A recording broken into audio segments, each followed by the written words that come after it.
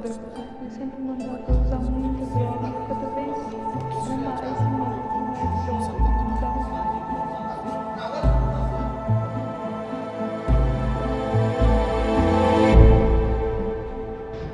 Olá pessoal, eu sou a Pamela Emiliato e esse é o Atlas dos Crimes. Hoje contaremos um caso muito instigante, onde você vai pensar como isso pode ter acontecido. Bom, eu espero que vocês fiquem muito curiosos e prestem bastante atenção em cada detalhe. Vocês estão prontos? Então coloquem seus fones de ouvido e preparem-se.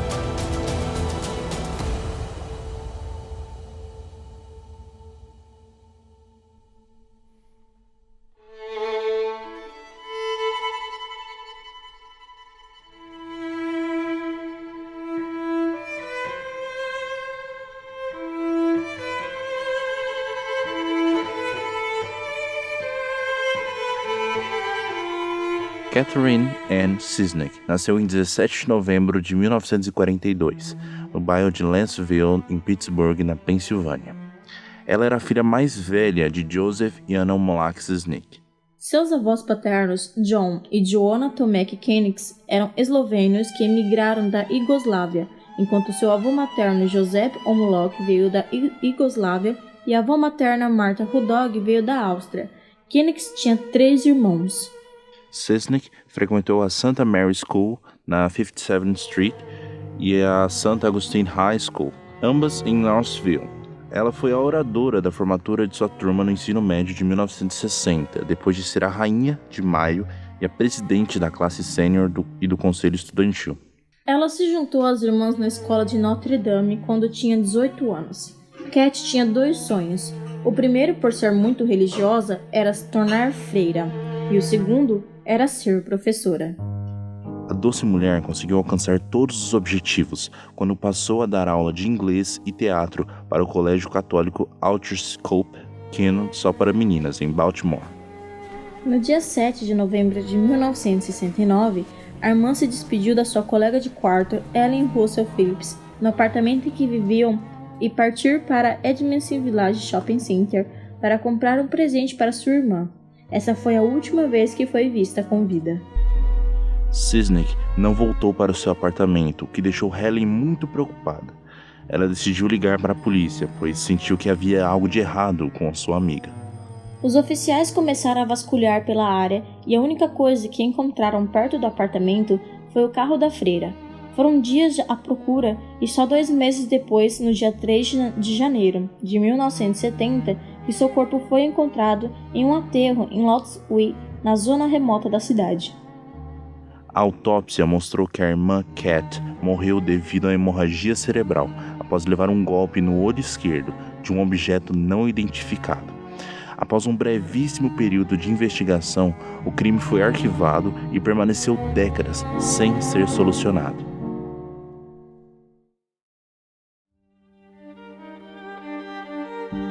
A polícia desistiu de achar o culpado pelos crimes, mas décadas depois, 2 mulheres não queriam que a morte da professora fosse esquecida e passaram a procurar pistas ou informações que pudessem resolver o caso. Gemma Hoskin e Abby Scoob usaram suas redes sociais e foram coletando informações a partir das mensagens recebidas das antigas colegas de classe ou de informantes. Com tais relatos, a ajuda do jornalista Tom Nugget e com o artigo do inquérito policial da época em mãos, chegou-se a uma conclusão ainda mais tenebrosa.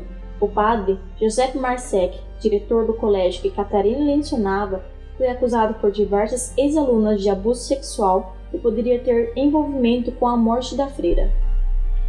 Em 2017, a CBS Baltimore relatou alegações de 3 mulheres de que durante o mandato de Cisnek na Archbishop Kennon High School, 2 padres, Joseph Maskell e E. Neil Magnus, estavam abusando sexualmente das meninas na escola, além de que eles traficavam para outras pessoas. Em 1995, Teresa e Jan, ex-alunos do Cole que disseram ter sido abusados sexualmente por Marx, entraram em uma ação contra ele, contra a escola, contra o ginecologista Christian Hirsch, as irmãs da escola de Notre Dame, o arquidiocesano Whitmore e William, e o tribunal da primeira instância julgou a ação prescrita pelo prazo prescricional. reclamantes apelaram. Um right of searching foi concedido pelo Tribunal de Apelações de Maryland, que manteve a decisão do Tribunal de Primeira Instância, decidindo em parte que o processo de repressão de memórias de abuso sexual, passado ou não, ativa a regra de descoberta. As ações dos demandantes são, portanto, prescritas pelo Estatuto de Limitação.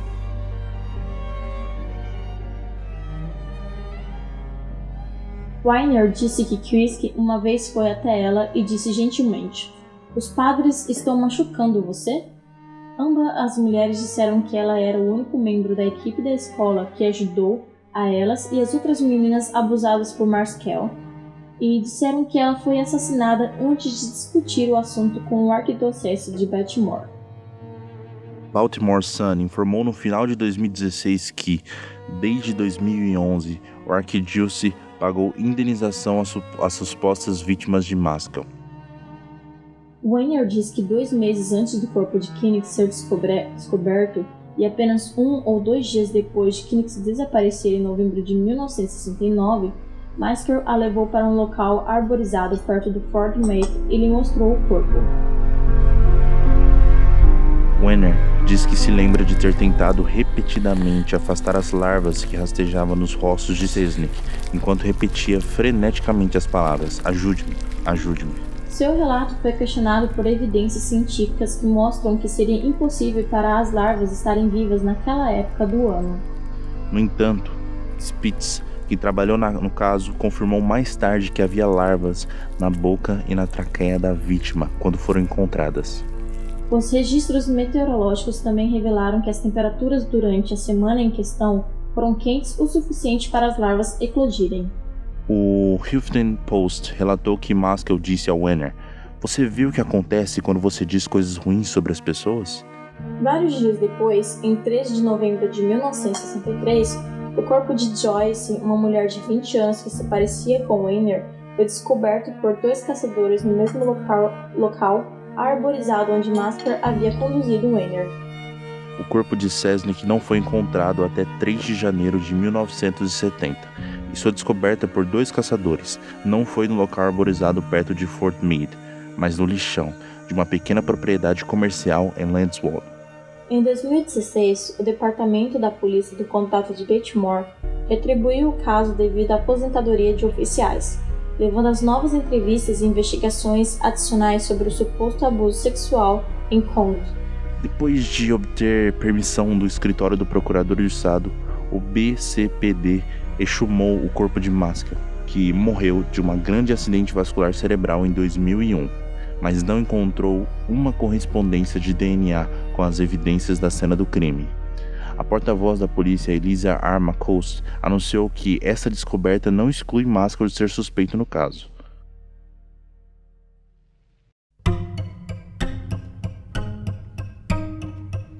Esse caso aqui é muito interessante. Tem um documentário sobre ele na Netflix, chama The Keepers, e assim, recomendo muito assistir, sabe? É um documentário extremamente bem feito, conta os relatos do que aconteceu, porque assim, foi um caso que ele aconteceu, né? E depois de muitos anos foi começando a se descobrir mais.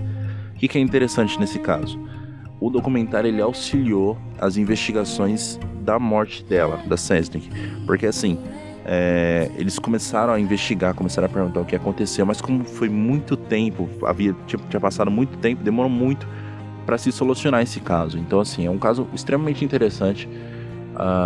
É até bizarro pensar que, poxa, ela era uma pessoa super gente boa, super bacana, sabe? Super centrada, super estudiosa, mas que do nada acontece uma coisa dessa e ela sofre uma morte dessas, assim. E também essas investigações dentro da escola, né? Da escola religiosa. Então, assim, é um caso extremamente interessante que eu recomendo muito vocês assistirem o documentário, tá bom?